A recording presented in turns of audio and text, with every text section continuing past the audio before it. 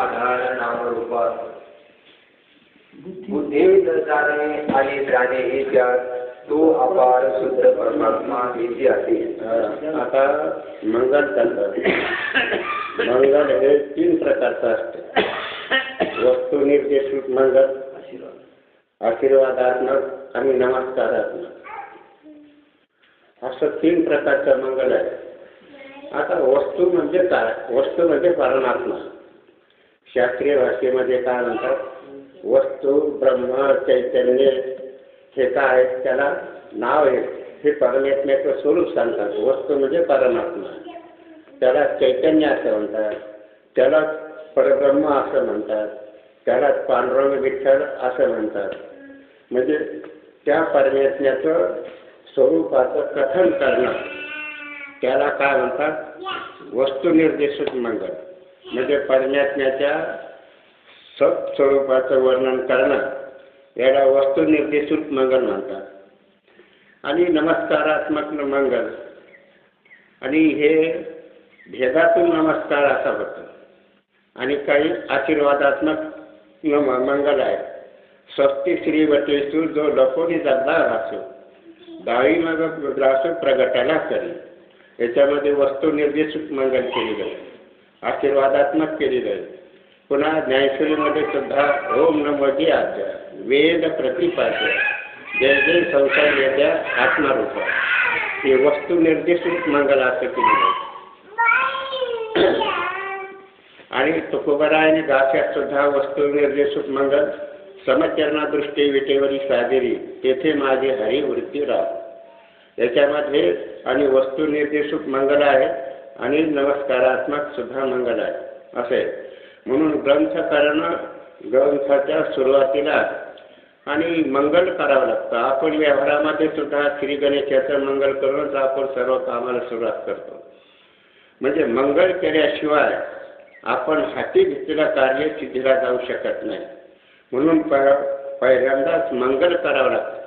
मंगल म्हणजे शिष्ट संप्रदाय, शिष्य परंपरा अशी. म्हणून मंगल अगोदर करणं आणि नंतर आपल्या ग्रंथाला सुरुवात करणं असे विशेष असते. म्हणजे त्याच्यामध्ये आणि वस्तुनिर्देशित मंगल करतात. जो आनंद, सत्य, प्रकाश, युग, आधार, सर्व जगाला आधार असलेला तो परमात्मा, तो कसा आहे? आपल्याला आत्मस्वरूपाची ओळखी करून घ्यायची असेल त्याचं स्वरूप असं कळायला पाहिजे.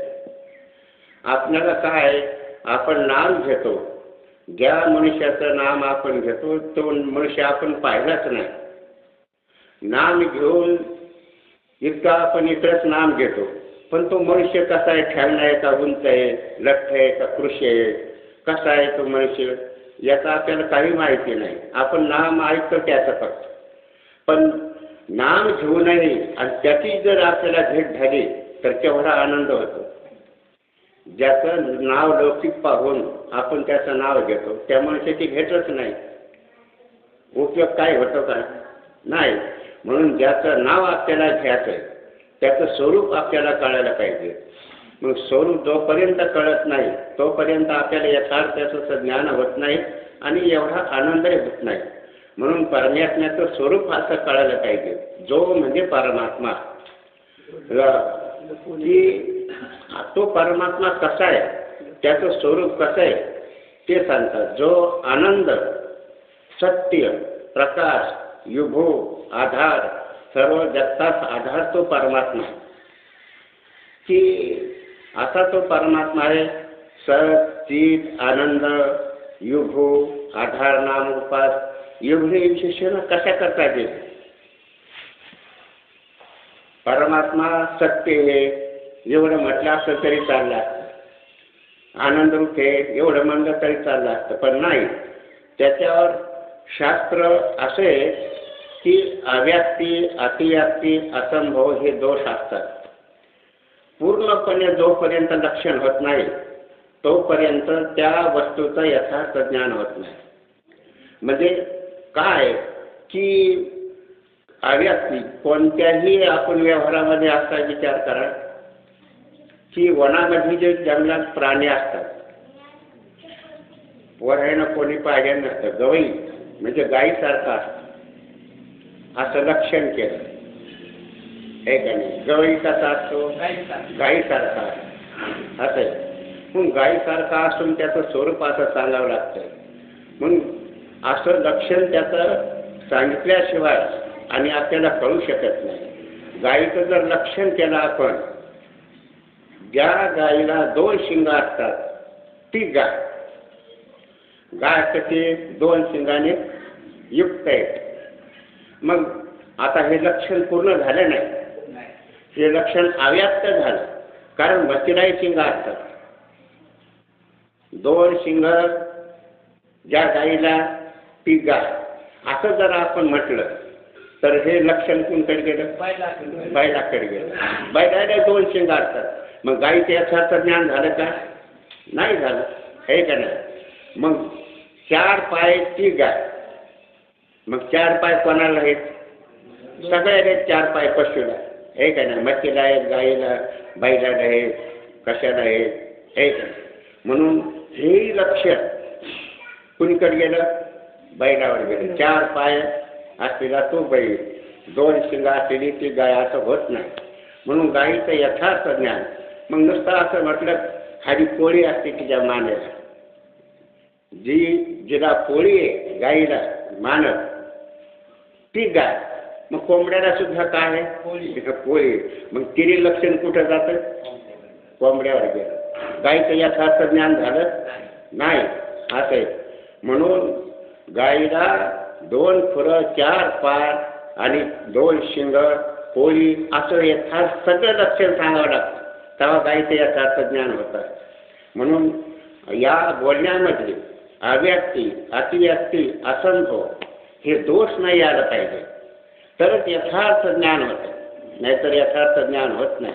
म्हणून पूर्णपणे लक्षण इथं काय, नुसता परमात्मा सत आहे असं जर म्हटलं असतं तर इतक्यानं परमार्थाचं ज्ञान होत नाही. आता न्यायशास्त्रकार द्वैती हे जगाला सत्य समजतात. जगाला काय सत्य समजतात की सांख्यशास्त्रकार आणि हे जग सत्य समजतात आणि माया प्रकृती ही सत्य समजतात. म्हणून केलेलं लक्षण परमात्मा सत्यच आहे असं जर म्हटलं असतं तर जगत हेच परमात्मा असं म्हटलं आहे. हे का नाही? म्हणजे केलेलं लक्षण जगताकडे गेलं आहे. हे का नाही? म्हणून की काय सांगितलं? परमात्मा जो म्हणजे परमात्मा सत्य आहे, आनंद आहे. आणि कसा आहे तो पुन्हा सत चित म्हणजे सत म्हणजे त्रिकाला बाधित आणि चित म्हणजे प्रकाशरूप आणि आनंद म्हणजे सुखरूप. म्हणून ही तिन्ही लक्षणं यथार्थ. आता 3 लक्षणं असं जर केलं आपण, मग हे अवयव आहेत का? त्याचे हातपाय आहेत का? सच्चित आनंद हे हातपाय नाही. मग सच्चित आनंद हे कशा करता सांगितलं शास्त्राने? तो परमात्मा सद आहे, चिद आहे, आनंद रूप आहे. सद म्हणजे त्रिकालाबाधित सत्य, त्याचा केव्हाही वाद होऊ शकत नाही आणि त्याची उत्पत्ती नाही. म्हणून तो आता सत चिद आनंद हे त्याचे अवयव नाही. तो परमात्मा निर्गुण निराकार आहे.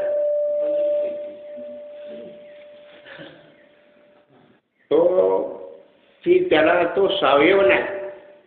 मग सच्चित आनंद हे त्याचे अवयव आहेत का काय अशी शंका निर्माण होईल.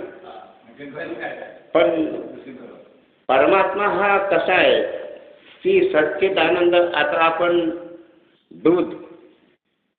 दूध हे कसं आहे 3 प्रकारचं. त्याचे दुधाचे किती प्रकार सांगितले? 3. एक द्रवत्व आणि पांढरं आणि मधुर. दूध म्हटलं की दूध पांढरं असतं. नुसतं पांढरं म्हटलं तर त्याच्यात काय आलं? द्रवत्वही आलं आणि पांढरपणा सुद्धा आला. आणि गोड दूध, नुसतं गोड दूध कसं असतंय? गोड असतंय. मग गोड दूध म्हटल्यानंतर त्याला ज्ञान काय होतं ऐकणाऱ्याला? दूध कसं असते? पांढरं बी असते आणि पुन्हा पातळ बी असते. दूध पातळ असतं एवढं जरी म्हटलं त्यात दोन्ही आले, द्रवत्व आलं आणि पुन्हा मधुरत्व आलं. म्हणजे दूध गोड असते, दूध कसं असतंय, पुन्हा द्रवत्व असतं म्हणजे पातळ असते, पांढरं असते, हे सगळे आले. परमात्मा आनंदरूप असं म्हटलं की चटकन त्याचं चित आनंद हे आपोआप सहज येतं. दूध म्हटलं की त्याला ज्ञान होते, आपल्याला हे पातळ आहे, पांढरं आहे आणि पुन्हा मधुर आहे म्हणजे गोड आहे. ही तिन्ही लक्षणं त्याच्यात आली. म्हणजे त्या दुधाचे अवयव आहेत काय, एक रूप आहे. तसा परमात्मा सच्चिद आनंद याच्यामध्ये अवयव तुम्हाला पुढं याचे कळतील. ही परमात्मा सच्चिद आनंद, एक आनंद रूप म्हटलं की त्यात सत आलं, चिद आलं, सगळं आलं. म्हणून परमात्मा नुसता सत म्हटला असता तर काय हे की अव्यक्ती अतिव्यक्ती अशी होती कळताना. म्हणून परमात्मा सत आहे, चिद आहे आणि आनंद रूप आहे. म्हणून जो आनंद कसा आहे तो चिद म्हणजे हे स्वरूप आपल्याला सगळ्यांच्या हृदयात. तो परमात्मा कुठे, तो परमात्मा भिन्न नाही, तो आपल्याजवळ आहे. नाही आपलं शरीर, आपलं अंतःकरण सगळं त्याच्यावर अध्यस्त आहे. म्हणजे पिंडाचा जर विचार केला तर ब्रह्मांडाचा विचार होतो. असं आहे. आपल्याजवळ परमात्मा आहे, तो सच्चिद आनंद स्वरूप असा तो परमात्मा आहे. जो आनंद सत्य प्रकाश विभू. आता नुसता एवढंच जर म्हटलं तर तो कसा आहे पुन्हा विभू. विभू म्हणजे निरपेक्ष व्यापक. विभू म्हणजे काय, निरपेक्ष व्यापक. म्हणजे सच्चिद आनंद एवढ्यावर भागत नाही. तर तो कसा आहे पुन्हा विभू म्हणजे व्यापक आहे. व्यापक म्हणजे निरपेक्ष व्यापक. आता आपल्याला जर विचार केला पृथ्वी ही व्यापक, पण कशी व्यापक आहे, सापेक्षित व्यापक. कारण याच्यापेक्षा पाणी दुप्पट हे होत. जल हे कसं आहे, एकपट जमीन पृथ्वी आणि 10पट पाणी. आणि त्यापेक्षा अग्नी व्यापक आहे. पाण्यापेक्षा अग्नी व्यापक आहे. अग्नीपेक्षा वायू व्यापक आहे. वायूपेक्षा आकाश व्यापक आहे. आणि आकाशापेक्षा माया व्यापक. आणि मायापेक्षा परमात्मा निरपेक्ष व्यापक. त्याच्या पलीकडे कोणता व्यापक नाही. म्हणजे हे पंचमहाभूत सापेक्षित व्यापक आहे का नाही. पण तो निरपेक्ष व्यापक आहे, त्याला मर्यादा नाही. म्हणजे म्हणून तर तुकोबरा म्हणतात देशकाल वस्तू एक मावळ, देश काल आणि वस्तू. आणि हे निरपेक्ष व्यापक तो परमात्मा आहे. ज्यांना देशाचा अंत नाही, कालाचा अंत नाही आणि या वस्तूचा अंत नाही. म्हणजे असं आहे की वस्तू परिच्छेद त्याला नाही, देश परिच्छेद त्याला नाही आणि काल परिच्छेद त्याला नाही. काल म्हणजे त्याला जन्मच झाला नाही. काल म्हणजे त्याला जन्म न ज्या येते न मिरियते न ज्या येते. त्याच्यात भगवंताने गीतेमध्ये काय सांगितलं, काल परिच्छेद सांगितला. तो काल परिच्छेद आपल्याला परमात्मा सोडून सर्व जगताला काल परिच्छेद आहे. आपलं गाव किती तालुक्यात एका अंशावर आहे. तालुक्यात कसं आहे, एका कवा बसवलं, आता बसवलं. आता तळे मानले की इकडं गाव उठवा. कधी बसलं ते, आता बसलं. आपला जन्म कधी झाला, आता झाला. 10 वर्ष झाले, 5 वर्ष झाले. म्हणजे आपल्याला दृश्य पदार्थाला काल परिच्छेद आहे. परमात्म्याला काल परिच्छेद नाही, म्हणजे जन्मच झाला नाही. असं आहे. म्हणून आपल्याला काय आहे की देश परिच्छेद आहे. आपण आता गावात नाही, आपण कुठे इथे. पण परमात्मा इथे बी आणि आपल्या हृदयात आहे, सर्व ठिकाणी तो. म्हणून विठ्ठल जळी स्थळी भरला, रीता ठाव नाही उरला. अजून या हरी हा व्यापक सर्वगत, हा तो मुख्यत्वे वेदांत. तो निरपेक्ष व्यापक तो परमात्मा आहे. विभू म्हणजे काय, व्यापक, निरपेक्ष व्यापक. त्याच्यापेक्षा व्यापक काय नाही. आणि त्या परमात्म्याच्या एका अंशावर ही माया आहे. परमात्म्याच्या एका अंशावर काय आहे, एकांशेन चितो जगत. भगवान म्हणतात अरे माझ्या एका अंशावर हे सर्व जगत आहे, कल्पित भागावर. असं आहे. आता त्याच्यापेक्षा परमात्मा केवढा असेल. आपल्या एका खांद्यावर पक्षी बसला एका अंशावर, आणि आपलं शरीर केवढं आहे, असं आहे. तसा तो परमात्मा निरपेक्ष व्यापक आहे. त्याच्या अंशावर एक माया ही कल्पित भागावर अशी एका अंशावर आहे. त्यालाच म्हणतात काट्याच्या आणीवर वस्ती 3 गाव, 2 वसाड 1 वशेषणा. काट्याच्या आणीवर म्हणजे निरपेक्ष व्यापक त्या परमात्म्याच्या स्वरूपावर कल्पित एका अंशावर हे सर्व जगत. म्हणजे ही माया ही त्रिगुणात्मक. माया कशी आहे? त्रिगुणात्मक आहे. सत्वगुण, रजगुण आणि तमगुण. या मायेनं आणि मायेचा परिणाम आणि हे सर्व जगत आपल्याला जे जे दिसतंय हे मायेचं स्वरूप दिसतंय. जे जे आपल्या दृष्टीला येत आहे हे कोणाचं स्वरूप आहे?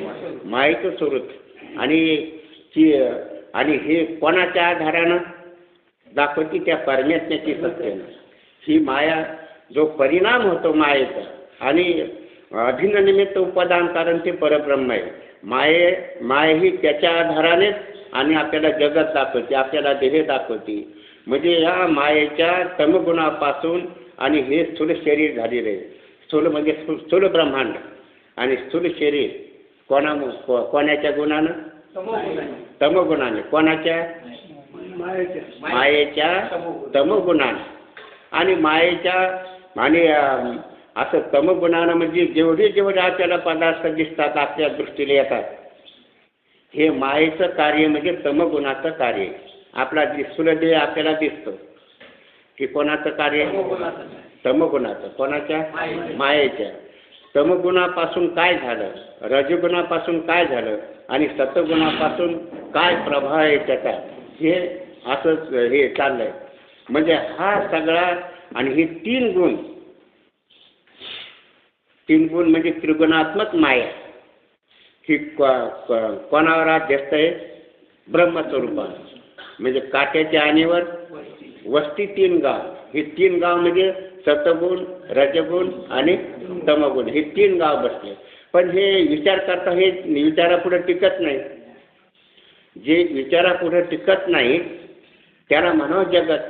आणि विचार ज्याच्या पुढे टिकत नाही त्याला म्हणा परब्रह्म. विचार ज्याच्या पुढं टिकत नाही तो म्हणा परमात्मा. आणि विचारापुढे टिकतं ते काय आहे? ही माया. म्हणून विचार केला असताना आणि ही माया टिकत नाही म्हणून त्याला म्हणतात 1 वसाड, 2 वसाड 1 वशेषणा आहे की नाही. हे काय आहे सगळं? जर आपण विचार केला परमात्मा स्वरूप घनदाट भरलेला असा तो परमात्मा. म्हणून ही माया त्रिगुणात्मक. या मायेच्या सत्वगुणापासून म्हणजे आपलं अंतःकरण बनलं. आपलं अंतःकरण कशापासून बनलं? मायेच्या म्हणजे अविद्येच्या सत्वगुणापासून. आणि हे आपलं अंतःकरण बनलं. आणि रजगुणापासून रजसो लोभे वच सत्वा संजयते ज्ञान. आपल्याला जे ज्ञान होतं हे कशामुळे होतं? हे ज्ञान सत्वगुणामुळे. म्हणजे कोणाचं ज्ञान? जगताचं ज्ञान. कोणत्या पदार्थाचं ज्ञान? भूमीत काय आहे याचं ज्ञान. वर चंद्रलोकात काय आहे याचं ज्ञान आपल्याला होतं. हे ज्ञान हे सत्वगुणाचं कार्य. आणि याच्याविषयी आपला जो लोभ निर्माण होतो जगाविषयी, आपल्या घरादाराविषयी, आपल्या देहाविषयी, सगळ्या ममताविषयी, हे आपल्याला जो लोभ होतो हा मायेच्या रजगुणाचं हे कार्य. म्हणून आपण लोभात आहेत का सत्वगुणात आहेत का रजगुणात आहेत असं ही ज्याची आपल्याला लोभ आपल्या अंतःकरणात आहे त्या अर्थी हे कोणाचं कार्य? रजगुणाचं कार्य. रजसो लोभे वच. रजगुणामुळं आपल्याला काय होतं? लोभ निर्माण होतो. आणि लोभ निर्माण झाला असताना हे लोभ का निर्माण होतो? काम असल्यामुळं. काम, क्रोध, लोभ आणि हे रजगुणाचं कार्य असं आहे. म्हणून तो लोभ निर्माण झाला आपल्याला आणि ज्ञान निर्माण झालं आपल्याला. जगताचं ज्ञान हे सर्व पदार्थ आपल्याला दिसतात आणि हे सगळं मायेचं कार्य. पण विचारापुढं जर विचार केला तर इथं अजातवाद सांगितला. काट्याच्या आणीवर वस्ती 3 गाव, 2 वसाड 1 वशेषणा. 2 तर वस्तच आहेत आणि 1 तर टिकत ना त्याच्या पुढं. म्हणजे सगळे 3ही तसेच झाले. त्याच्या आधी 3 पाहुणे, 2 रुसले एक हेच ना, त्याला गेल्या तीन मती, 2 वांग्या 1 फळेच ना, त्याला झाले 3 टोंगणे, 2 मेरे 1 वाचेच ना, त्याच्या आले 3 रुपये, 2 खोटे 1 चालेच ना. हा सगळा अजातवाद. म्हणजे परमात्मा स्वरूपावर सर्व आपल्याला इथपर्यंत आपल्याला जायचं, या सिद्धांतापर्यंत आपल्याला जायचं. पण हे एकदम आपल्याला कळू शकत नाही. म्हणून इथं काय की विभू म्हणजे तो परमात्मा निरपेक्ष व्यापक, त्याच्या स्वरूपावर काही सुद्धा नाही. म्हणून भगवान म्हणतात तुम्हाला जग दिसतंय ना, अरे ते माझ्या एका अंशावर आहे, पण टिकत नाही असं आहे. म्हणून विचार ज्याच्या पुढे टिकत नाही ते परब्रह्म, ते आपलं स्वरूप, ते काय परब्रह्म. विचार मागता पावली सरे, त्या परमात्म्यापर्यंत विचार जाऊ शकत नाही. आणि विचारापुढे जे टिकत नाही ते माया कार्य जगत असं म्हणा. म्हणून काय की तो परमात्मा विभू म्हणजे व्यापक, पुन्हा जो आनंद सत्य प्रकाश विभू आणि आधार नाम रूपात. म्हणजे सत का सांगितलं, त्रिकालाबाधी सत्य आणि आनंदरूप का सांगितलं. आनंद सत्य नुसतं सत परमात्म्याला म्हणलं असतं तर आपण विषयामध्ये आनंद पाहतो. म्हणजे किरीला आनंद परमात्मा आनंदरूप आहे असं जर म्हटलं असतं एवढंच तर विषयामध्ये आपण आनंद, प्रत्यक्ष आनंद भोगतो आहे का नाही. म्हणजे आपल्याला की विषय प्राप्त झाला असताना आनंद होतो, मग विषयामध्ये आनंद आहे. मग किरी लक्षण कुठे गेलं असतं, विषयामध्ये. विषयामध्ये आनंद नाही, तो आनंद त्या आत्म्याचाच आहे, म्हणजे परब्रह्माचाच आहे, देवाचाच आनंद आहे. म्हणून पुन्हा तो प्रकाशमान आहे. चित्त म्हणजे काय, प्रकाशमान ज्ञानरूप असं आहे. म्हणून या पदाला विरोबारा म्हणतात ना की जो आनंद आहे तो आनंद कोणाचा आहे, सत आहे, तो सतरूप कोणाचा आहे, आनंदरूप कोणाचा आहे. म्हणजे तो परमात्मा सच्चित आनंदरूप आणि विभू आहे. आणि विभू म्हटलं तरी नुसता व्यापक म्हटलं तरी आकाश सुद्धा व्यापक. आकाश कसं आहे, व्यापक आहे. आकाश ते नाही, आकाश कुठे. मग परमात्मा व्यापक असं जर नुसतं म्हटलं असतं तर लक्षण कुठे गेलं असतं, आकाश. पण आकाश सत आहे का, ज्ञानरूप आहे का, नाही. म्हणून त्याची हे शास्त्रकाराने की पृथ्वी परमाणु रूपाने नित्य असेल आणि कार्यरूपाने अनित्य. मग परमाणु रूपाने नित्य असं म्हटल्यास परमात्मा नित्य म्हणजे सत्य नित्य आहे असं जर नुसतं त्याचं लक्षण परमात्म्याचं केलं असतं तर न्यायशास्त्रकाराने पृथ्वी कारण रूपाने नित्य मानली जाईल. सगळे भूत पंचमहाभूत हे कारण रूपाने नित्य आणि कार्यरूपाने अनित्य. आता कार्यरूपाने, कार्य म्हणजे काय, पृथ्वीचं आपण घट परळ वगैरे हे करतो, माठ तयार करतो, मग ते काय झालं कार्य.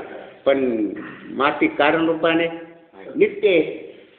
घट फुटला काय झाला तर मातीच आहे का नाही, आणि नाही केला तरी मातीच, म्हणजे कारण रूपाने सत्य समजतात.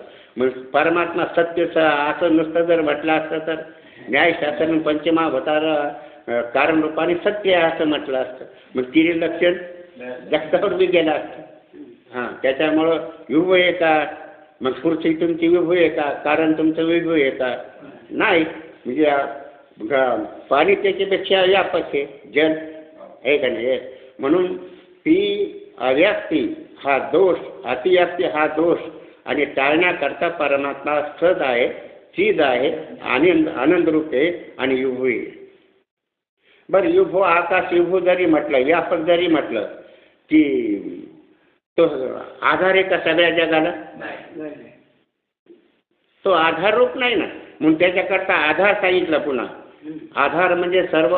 आता आपल्याला आत्मा आपल्या अंतःकरणामध्ये त्या आधारावर, त्या आत्मस्वरूपावर आपला हे तिन्ही देह आहेत अध्यस्त, स्थूलदेह, सूक्ष्म देह आणि कारण देह, ते अध्यस्त आहे त्याच्यावर आत्मस्वरूप आहे का नाही.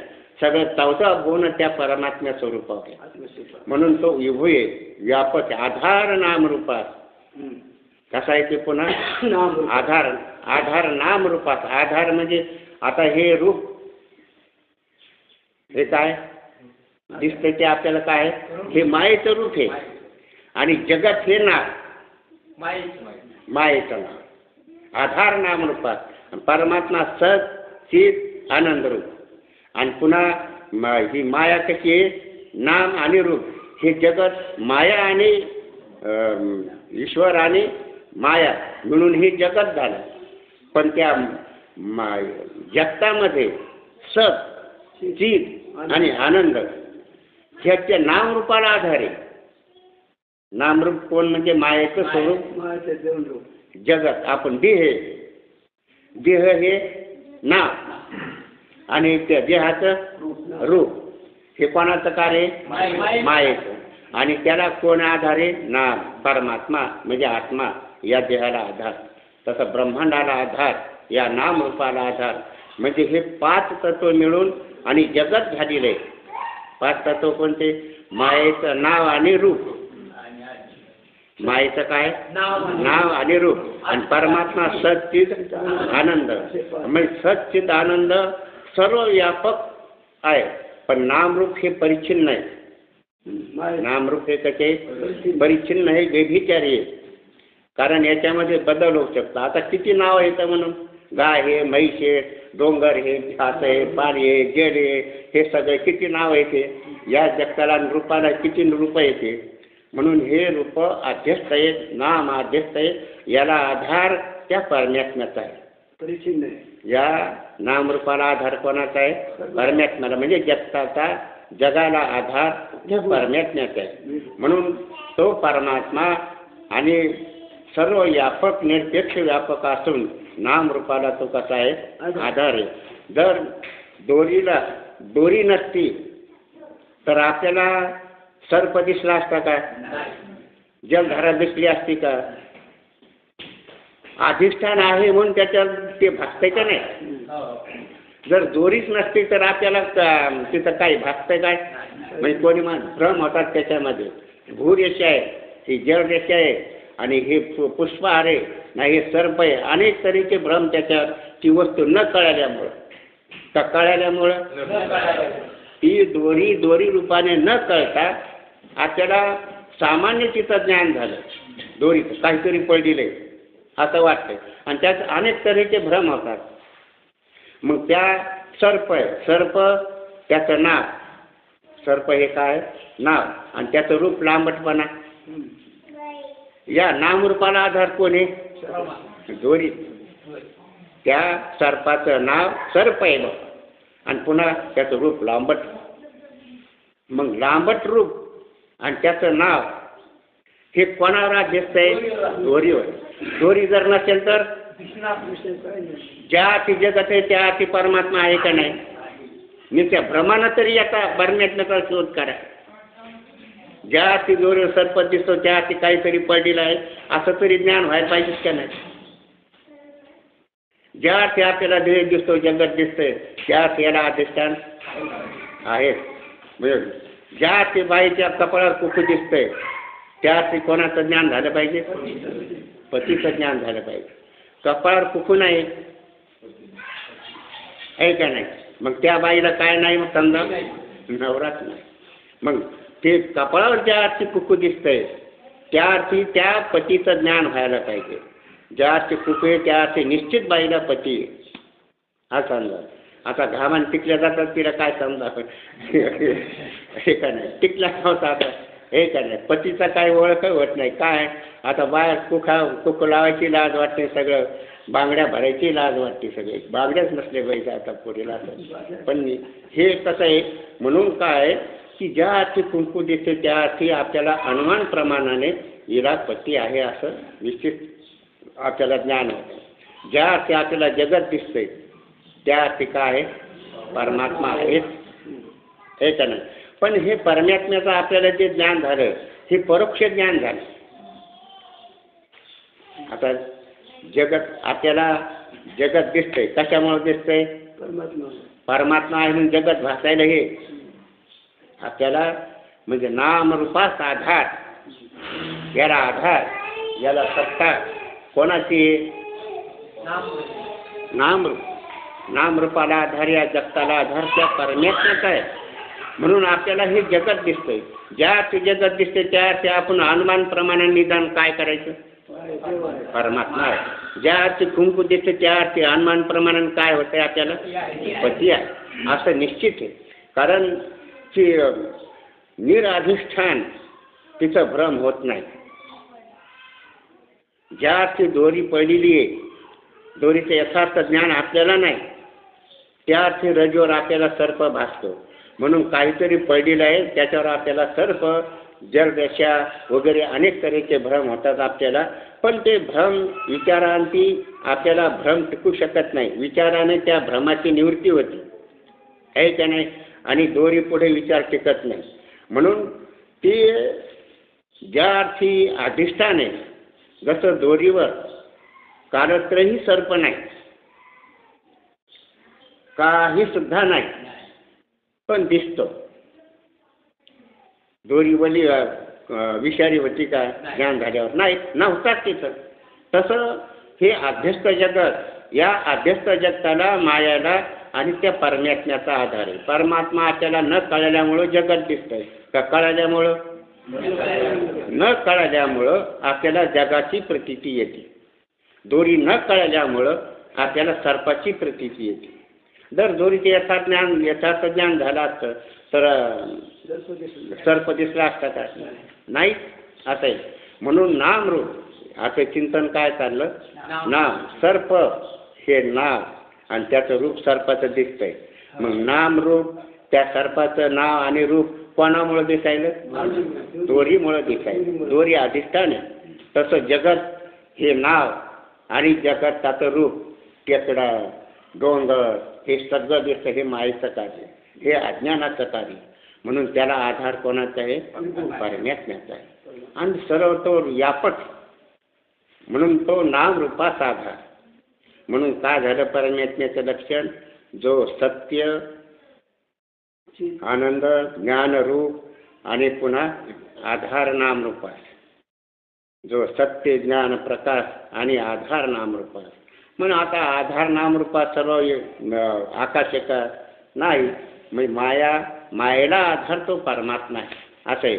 म्हणून जो आनंद, सत्य, प्रकाश, युहो आणि आधार नामरूप आहे. आणि तो असा परमात्मा असल्यामुळं दुसऱ्या टोकात काय सांगतात? बुद्धी न जाणे आणि जाणे ही. हां, मग अशा परमात्म्याला बुद्धी जाणतीही आणि जाणतही नाही असं आहे. म्हणून आता आपली अंतःकरणाची बुद्धी न जाणे आणि जाणे त्यात. न जाणे त्या परमात्म्याला की ज्ञानेश्वर महाराज म्हणतात काय की जे बुद्धीची दृष्टी न रेगे ती इंद्रियातील जोगे काय होईल? त्या परमात्मा स्वरूपाला आणि ती बुद्धी जाणू शकत नाही आणि पुन्हा जाणतीही असं आहे. कारण जे अंतःकरणाची वृत्ती म्हणजे बुद्धी, अंतःकरणाची वृत्ती म्हणजे मन, अंतःकरणाची वृत्ती म्हणजे अहंकार, म्हणजे मन, बुद्धी, चित्त आणि अहंकार. ही बुद्धी म्हणजे ज्ञान होण्याचं हे साधन त्याला म्हणतात बुद्धी. आणि विकल्प करण्याचं साधन म्हणजे मन आहे का नाही. पण या मनाला जेथं मनाची नक्की नलगे, जेथं बुद्धीची दृष्टी न लागे, ते इंद्रियातील जोगे काय होईल? त्या डोळ्याने आपल्याला काय दिसणार आहे? जी सूक्ष्म पाहणारी त्या सूक्ष्म बुद्धीला तो परमात्मा कळत नाही, जाणल्या जात नाही. म्हणजे तर परांचखाने वेतन स्वयंभू आपली जे पंचज्ञानेंद्रिय हे आपल्याला काय बाहेरचं ज्ञान करून देतात. हे डोळे, कान, शब्द बाहेरून येतो का आतून येतो? बाहेरून येतो. मग हे काय करतात? शब्द खेचतंय कान म्हणजे बाहेरचंच, आणि डोळे बाहेरचंच रूप पाहतात. आणि तो केंद्रे मऊ गाठी, मऊ दगड, हे कोण? हे तो केंद्रे हे बाहेरचं जाणतात. पण आतलं जाणतात काय? आतलं जाणत नाही. आणि ते दृश्य पदार्थ माया कार्य असल्यामुळे ते माया कार्यच पाहणार हे का नाही. म्हणून हे त्या मनाला, बुद्धीला तो परमात्मा जाणला जात नाही. म्हणून काय की बुद्धी जाणे. किंवा आपलं हे म्हणतात ना की ज्या परमात्म्याला म्हणजे मन, बुद्धी, वेद, शास्त्र, शब्द हे प्रत्यक्ष प्रमाण, अनुमान प्रमाण, शब्द प्रमाण, उपमान प्रमाण, आणि अर्थापत्ती प्रमाण आणि अनुपलब्धी प्रमाण, हे 6 प्रमाण तिथं मागं सरतात. यांनी सुद्धा तो परमात्मा आपल्याला कळत नाही आणि कळतोही असं सांगतात. परमात्मा कळत नाही आणि पुन्हा कळतोय. जाणे आणि न जाणे, त्या बुद्धी जाणते बी आणि जाणत बी नाही, असं 2 प्रकारचा आपल्याला टप्पे सांगितले.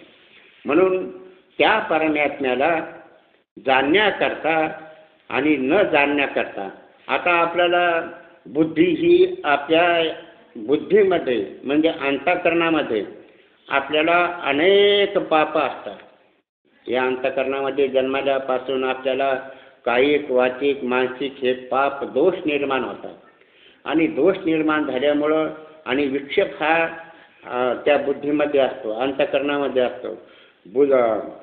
पाप, विक्षेप आणि आवरण, अशा आवरणाने युक्त, विक्षेपाने युक्त आणि दोषाने युक्त अशी जर बुद्धी असेल ती बुद्धी न जाणे, त्या बुद्धीला कळत नाही. म्हणून हे दोष निवारण करण्यासाठी शास्त्राने सुद्धा उपाय सांगितले. काय? कर्म, उपासना आणि ज्ञान. देवाला जर कळून घ्यायचं असेल त्या बुद्धीला स्वच्छ करावं लागतं.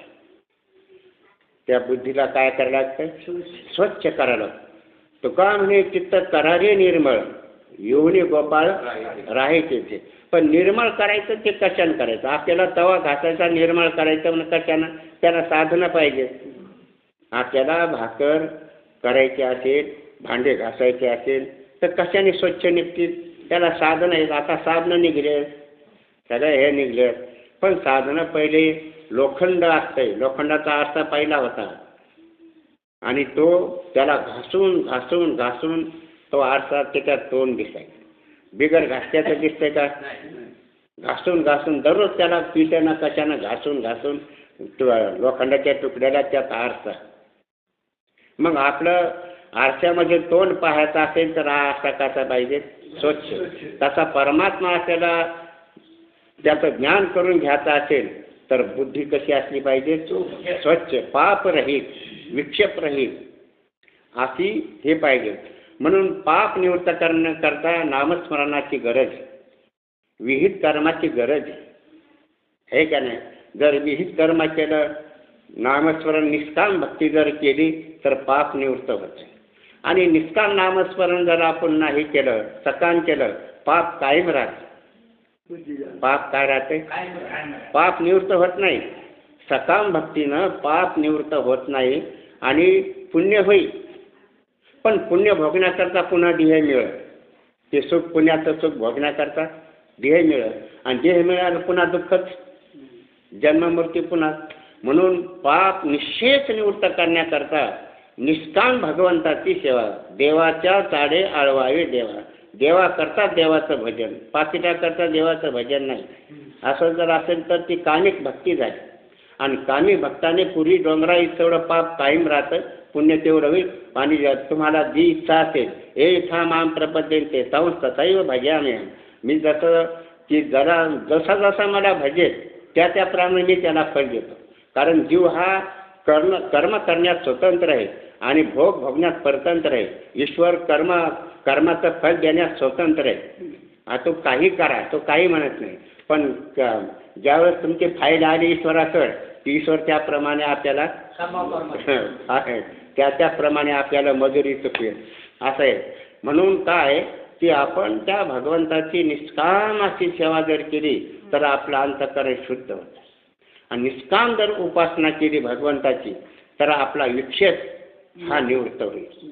मन विक्षेप हे निवृत्त झाले की फक्त आवरण दोष होतो. मी कोण हे कळत नाही, देव काय हे कळत नाही, याला म्हणा आवरण दोष. आणि मनाची चंचलता याचं नाव विक्षेप. गुरुजी याच्यात मुख्य पायन सांगायचे, अरे संसार आसक्ती म्हणजे हाच विक्षेप. संसारासक्ती म्हणजे काय? हाच विषय. संसाराची आसक्ती उपासना केली निष्काम उपासना केली असताना संसाराची आसक्ती निपात होऊन जाते. आणि निष्काम नामस्मरण केलं असताना अंतक जळती दोषाचे डोंगर शुद्ध होती नारी नर. की तृण अग्नी मिळे समज झाले तैसे नामे केले जगतात. म्हणजे या नामाच्या निष्काम नामाच्या ओघानं जळती दोषाचे डोंगर. की एवढे ब्राह्मण मारले तरी वाल्मिकी ऋषी कसे झाले? निर्दोष झाले. देव त्याच्या ताब्यात राहील, देव त्याच्या आज्ञेत राहील, हे का नाही? देव आज्ञात येण्याकरता केवढी ताकद पाहिजे? ही नामाची ताकद, हे का नाही? नारदाने उपदेश केला, तत्वज्ञान झालं, नामस्मरण गुरुच्या मुखाने नामस्मरण, भक्ती तरी संत संगतीने, ज्ञान तरी संत संगतीने, कर्म म्हणजे सत्संगती सततम करू असं म्हटलेलं आहे. म्हणून काय? नामस्मरणाच्या योगानं आणि वाल्मिक आणि त्या ऋषीनं देव ताब्यात घेता. बोलिले वाल्मिक तैशीची करीन वर्तुनी जाईन नामा म्हणे. हा रामाचा आणि एक बाणी एक वचने हा अवतार भगवंताला तसं वागावं लागलं. इतकं म्हणजे ताकद आहे त्या नामाची. पण या नामाची? निष्काम नामाची. नाही आपल्या धनासाठी देवाचं नाम असं मला संपत्ती वाढावं अशासाठी जर आपण साधनं जर केले, नामस्मरण चालू आहे, मला लौकिक मिळावं, बाबा रे नाम धाडक हे पाहिजे, पण नामातच राहतं. लौकिकासाठी जर नामस्मरण करता असेल तर देव त्याला लौकिकच देणार, हे समान प्रपंच. म्हणून की इतकं सिद्धांत आहे निष्काम देवासाठी. मग तुम्ही उघड जप करा की कसाय करा, निष्काम असते त्याला कधीही चालूच त्याचं नाम जप. हे लौकिका करता नसले कसंही त्याच्या शरीराला वळण पडलेलं असतं, कुठेही नामस्मरण कसंही करो, पण निष्काम पाहिजे एवढा घेतोय. म्हणजे निष्काम उपासना पाहिजे. म्हणजे निष्काम जर उपासना केली संसार आसक्ती निपात होते. म्हणजे संसाराला आपण किती आपत्ती आल्या काही जर झाले काही वाटणार नाही. ही उपासनेची ताकद, नामाची जशी ताकद तशी निष्काम ध्यान धारणाची जर केली. आता आपण म्हणतो सुंदरते ध्यान उदय विटीवरी, हे रूप जे सांगितलं आपल्याला, देवाचं स्वरूप आपल्याला सांगितलं, याच्यात ही उपासना आहे. ही काय याच्यात सांगितली? उपासना सांगितली. की आपल्याला सुंदर ध्यान उदय विटीवरी असं म्हटल्याबरोबर तो सुंदर आपल्या स्वरूप सगुण स्वरूप आपल्या पुढे आलं पाहिजे. जसं साभंग म्हणून तुळशी हार गळा, त्या भगवंताच्या गळ्यात तुळशीचा हार आहे, कमरेला आणि पितांबर नेसलेला आहे, मुकुट मणी काय जे असेल जसं आपण तसं ध्यान करू. या ध्यानाने अभंग भजन म्हणायचं. जो अभंग आपण घेतला देवाचं स्वरूप आपण आपल्या पुढं आणायचं, याला उपासना असं म्हणतात. आपण नाम घेतो देवाचं म्हणून यालाच म्हणतात भजन करणे ओंगळवाने नरका जाणे चुके ना. तुम्ही चालीवर याच्यावर ध्यान ठेवलं, स्वरात नाही आलं, भजन मोडलं, सगळं झालं, हे याच्याकरता नाही. आपण भजन करतो, ते भजन करत असताना आपली भगवत ध्यानावर वृत्ती पाहिजे, नक्की मग निष्काम उपासना होती. आणि असं आपला विक्षेप दोष हा निवृत्त होतो, नामाने पाप निवृत्त होते. पण आता हे 3 टप्पे ज्ञान हे काय? आवरण हे ज्ञानाशिवाय निवृत्त होत नाही. आवरण हे काय? आवरण दोष ज्ञानाशिवाय निवृत्त होत नाही. आणि आवरण दोष निवृत्त झाल्याशिवाय आणि आपल्याला भगवत साक्षात्कार होत नाही. नुसत्या नामातच आणि नुसत्या उपासनेतच बसायचं नाही. याचं उपासना निष्काम उपासना निष्काम नामस्मरण केलं याचं कार्य काय आहे? अंतःकरण शुद्ध होणं, स्थिर होणं. आणि नागराचं काय काम आहे? गवत पुन्हा काढणं, हे करणं, सगळं का पेरायचं काय नाही त्याचं, असे साधन आहे. म्हणून निष्काम उपासना, निष्काम आणि नामस्मरण असं केलं असताना आपल्या अंतःकरणात यालाच म्हणतात तुका म्हणे चित्त करारे निर्मळ. निर्मळ करण्यासाठी काय पाहिजे? हे साधनं पाहिजे. निर्मळ करण्यासाठी काय पाहिजे? कर्म उपासना. आणि नंतर ज्ञान म्हणजे आवरण दोष राहतो तरी आपल्याला देव कसा आहे, कुठे आहे, काय हे कळत नाही. आपल्याला परोक्ष ज्ञान देवाचं आहे, साक्षात ज्ञान झालं नाही. म्हणून परोक्ष ज्ञान म्हणजे असत्वापादक आभाणापादक हे आवरण त्या परमात्म्या स्वरूपावर आहे आणि त्या बुद्धीनं त्या अविद्येनं आणि त्याला आवरण असं झाकलेलं आहे, कळू देत नाही. अविद्या ही त्या स्वरूपाला कळू देत नाही, म्हणून आपल्या आत्मस्वरूपावर अज्ञानाचं आच्छादन आहे. आवरण म्हणजे गवसणी आपण विण्याला घालतो म्हणजे विणा झाकून टाकतो, त्याला काय म्हणतात? आवरण. तसं आत्मस्वरूपावर त्या अविद्येनं काय केलं, याला तुकोबारा म्हणतात, आपलं ज्ञानेश्वर महाराज म्हणतात, बाभूळ सारावे परते तो पाणी आहे. बाभूळ म्हणजे शेवाळ त्या पाण्यावर, आणि शेवाळामुळं पाणी आपल्याला दिसत नाही, पण बाभूळ ते शेवाळ जर सारलं तर पाणी उत्पन्न केलं काय? पाणी होतच आणि त्याच्यावर शेवाळ आलं. तसा परमात्मा आपल्या हृदयातच आहे, पण शेवाळ आहे. कोणता शेवाळ? आवरण. ते बाभूळ सारवाई पडते म्हणजे आवरण सारवाई पडते, आणि ते आवरण कशाने निवृत्त होणार? ज्ञानानेच निवृत्त होणार. म्हणून ज्ञानी विनयाचे उपाय प्रसिद्धी केले, तीही कुंपेशे आधीचे रुची, जे जे साधन आहेत त्याच्या साधनाने ते शस्त्र उचला. आता लांब शत्रू आहे त्याला काय म्हणा, कोणतं शस्त्र उचलायचं? ज्यांद्या फिरवायचा असा नाही, त्याला बंदूक नाही तर बाम काहीतरी टाका. जवळ आला मल्लयुद्ध झालं त्यावेळेस तो उचलला बंदूक, लागला ठेचाय, त्यावेळेस शस्त्र ते नाही चालत. मल्लयुद्ध करायचं असेल तर हातात ज्यांद्या पाहिजे. तसं हे टप्पे आपल्याला भगवत साक्षात्कार करून घ्यायचा असेल, मल विक्षेप आवरण हे तिन्ही दोष, आणि आवरण ज्ञानाशिवाय निवृत्त होत नाही आणि ज्ञान गुरुशिवाय प्राप्त होत नाही असं आहे. म्हणून गुरुजींना कोण बता दे बात असं सांगितलं. म्हणून काय, जो आनंद, सत्य, प्रकाश आणि विभू आणि आधार नाम रूप, जो प्रकाश आहे, सगळा प्रकाश त्या परमात्म्याचा आहे. सूर्याला प्रकाश कोणाचा आहे? आत्म्याचा, आपल्या आत्म्याचा प्रकाश आहे. आणि सर्व चंद्र, इंद्र, विद्युत सगळ्या जे जे आपल्याला प्रकाश ज्याच्यामध्ये तो आत्म्याचाच आहे. म्हणून निळबरा आहे म्हणतात ना, की काय ते प्रमाण निळबरा आहे. हा, हे बी त्याच्यात प्रकाशाने सगळं हे सगळं चंद्र, सूर्य सगळ्याला प्रकाश त्या, आणि आपल्याला बुद्धीमध्ये जो प्रकाश आहे तो त्या परमात्म्याचाच आहे. म्हणजे हा आपल्या अंतःकरणात जो प्रकाश आहे तो कसा प्रकाश आहे? चित विकारी आहे, आणि सूर्यप्रकाश हा जड प्रकाश आहे त्याचा, असं आहे. म्हणून त्यालाच म्हणतात, भगवान तुकोबारा म्हणतात ना, कंठी धरिला कृष्णमणी अवघा जनी प्रकाश. सच्चिद आनंद, चिद म्हणजे प्रकाश रूप, तो कंठी धरला. आपण जर कंठामध्ये धरला, कंठी धरला म्हणजे साठवला, साठविला हरी जे हृदय मंदिरी, त्या म्हणून कंठी धरला कृष्णमणी अवघा जनी प्रकाश. अवघा जनी प्रकाश म्हणजे ओतपोत परमात्म्याचं ज्ञान होणार. सर्व व्यापक परमात्मा आहे. माझ्या सगट या देहाला आधार कोण आहे? त्या परमात्म्याचा आहे. म्हणजे असा त्याला आत हरी बाहेर हरी, हरीने घरी कोंडिले, अशी त्याची अवस्था होती.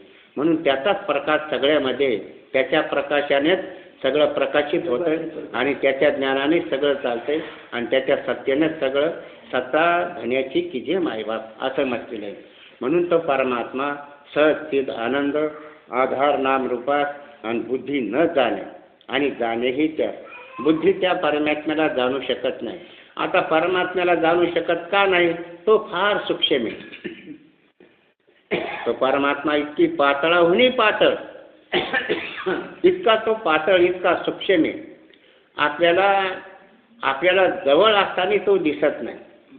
यालाच म्हणतात, जवळी असता जगजीवन कार्य धांडोळे शिवन. ज्या परमात्म्याची तुम्हाला इच्छा झाली, म्हणजे हे मंदिर फिरते, तीर्थ फिर, हे चित्र फिर, हे या डोंगरात तपश्चर्या कर, कुठं कर, पण जवळ असून कुठं फिरायला? हरणाच्या बेंबीत कस्तुरी असते, आणि त्याला वास येतो, आणि ते वास घेण्यासाठी पुढं पळून जातो.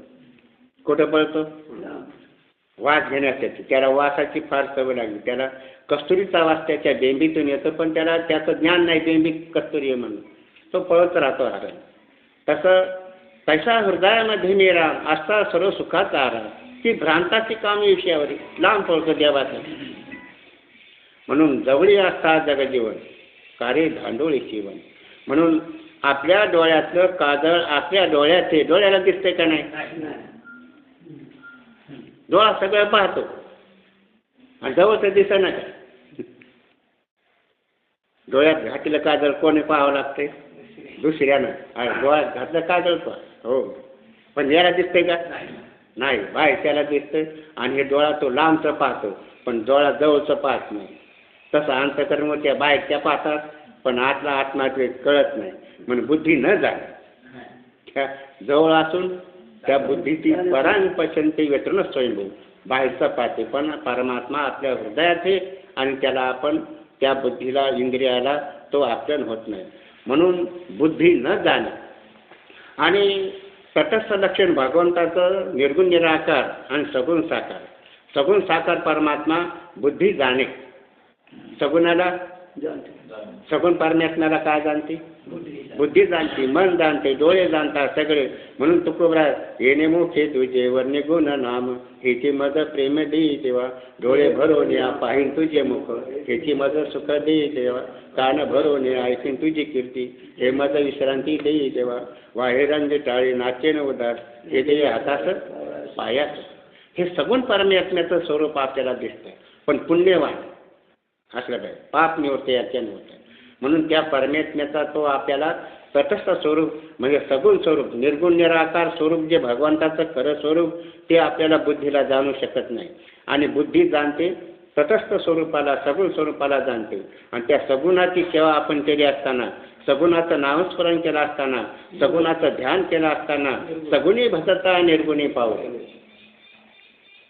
आता नामदेवरायाने सगुण भक्ती केली. सगुण दिवस होतात का निर्गुण पाहायला? सगुणच पाहिजे. आता सगुण हा मायावी आहे. माया उपाधी नियुक्त तो सगुण झाला. माया उपाधी शिव बोरी देती.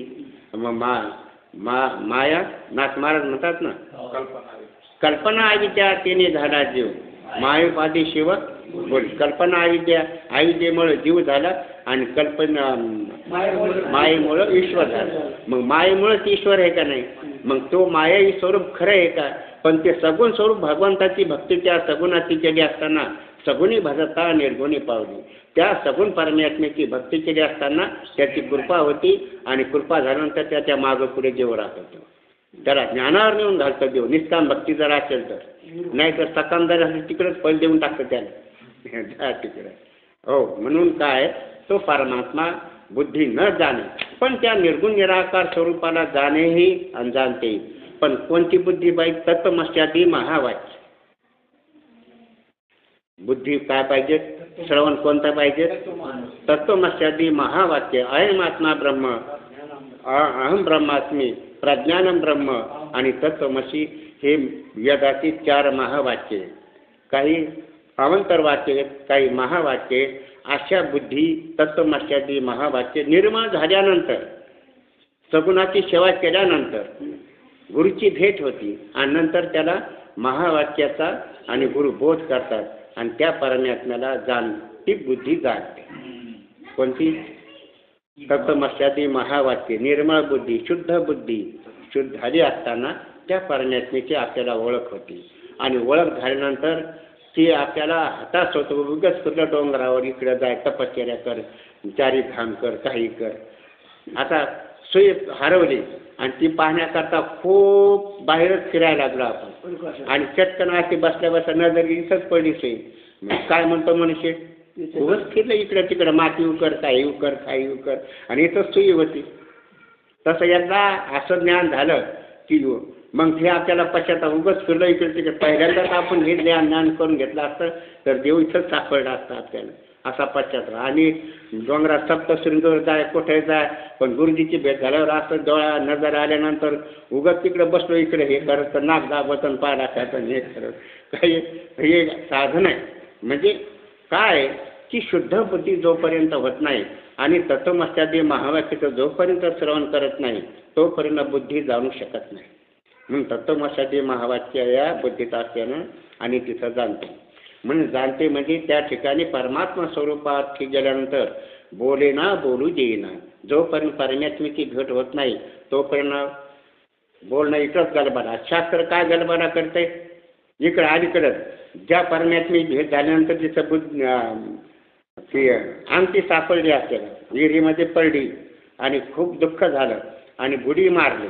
अंगठी पाण्यात बुडी मारल्यानंतर खाली 3 परत पाणी, त्यात बुडी मारली की अंगठी सापडली. आनंद झाला नाही का? मग सांगता यायला का बाहेर गेलं?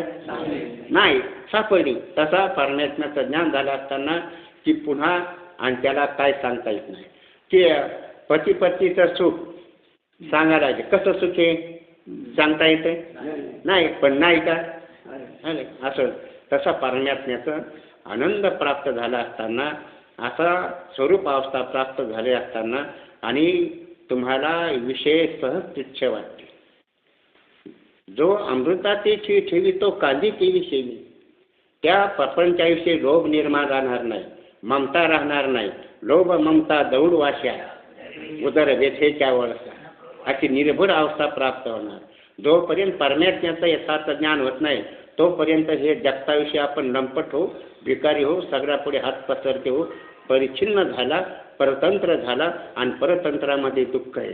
म्हणून आपली स्वरूपाची ओळख झाली असताना आपल्याला प्रपंच जला काय आला काय अशी अवस्था आपल्याला होती. आणि हे मनुष्य देहच आपल्याला, आणि हे ज्ञान मनुष्य देहाच होते.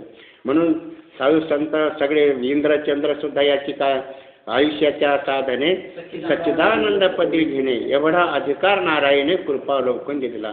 एवढा अधिकार मनुष्य द्यायला आहे. पण हे कळायला पाहिजे. एकदम हा विषय कळत नाही. कळल्यानंतर पुन्हा सुटणार नाही. मुंगळ्याने एकदा का गोळ्याला पकड धरली त्याची कंबर सुटत तर तरी सोडत नाही. तसं एकदा कळत तर मग हे होणार नाही असं आहे. पण हे टप्प्याटप्प्याने एकदम कळू शकत नाही. असं दुसरा तिसरा चौथा तरंग नंतर कळत आलं थोडंसं असं. म्हणून बुद्धी काय सांगितलं? बुद्धी न जाणे आणि जाणीसाठी सच्चुवा कुंडली सौरदा ज्ञानदेव